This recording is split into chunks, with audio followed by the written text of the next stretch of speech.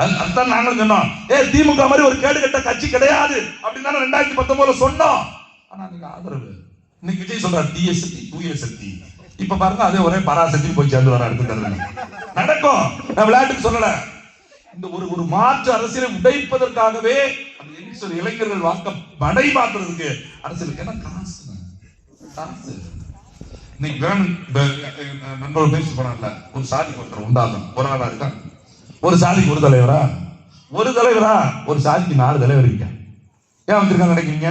ஒரு தலைவர் தான் உண்டாக்குனாங்க. ஒழுக்கமா தான் இருந்தாரு. திடீர்னு ஒரு கோச்சிக்கு போறாரு. என்ன நம்மள இருந்து கோச்சிக்கு போறான்? இவன் கோச்சிக்கு போய் ஜெயலலிதா சேர்ந்தா என்ன பண்ணுது? அவன் இருந்து ஒருத்தர் தெரியும், தம்பி உன்னை என்ன 2ஆம் இடத்துல வச்சுட்டான், உனக்கு 2 கார் தரேன், ஒரு 50 முதல் இடத்துக்கு வந்துரு. அப்படி அவங்க ஒரு கூட்டத்தை பிரிச்சுட்டு நான் தான் இந்த சாதிக்கு தலைவர்னாங்க. 2 பேர் வந்துட்டானா, ஒருத்தர் திமுக கூட ஒருத்தர் அதிமுக கூட.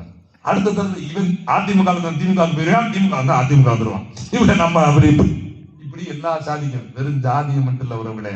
வியாபாரிகள் சங்கம் இருக்கு பாத்தீங்களா, சங்கம், அந்த சங்கத்தை கூட 2ஆ பிரிச்சது இந்த திராவிடம்.